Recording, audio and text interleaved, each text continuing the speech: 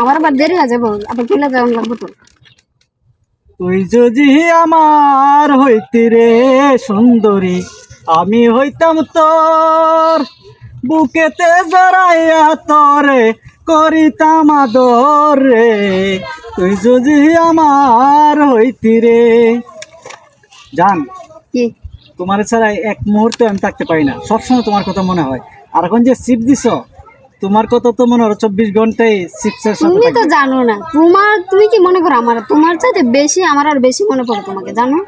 আচ্ছা জান, এক কাজ করো, কালকে আমরা ঘুরতে যাবো না? সত্যি? হ্যাঁ, তুমি যা খাইবে তাই। সত্যি হুম, কথা দিচ্ছে কিন্তু, মনে কথা থাকে দিছি, যেন। হ্যাঁ। আচ্ছা ঠিক আছে, তাহলে আমি কালকে সকালে কয়টার দিকে যাবা? তোমার জন্য যে কোনো টাইম।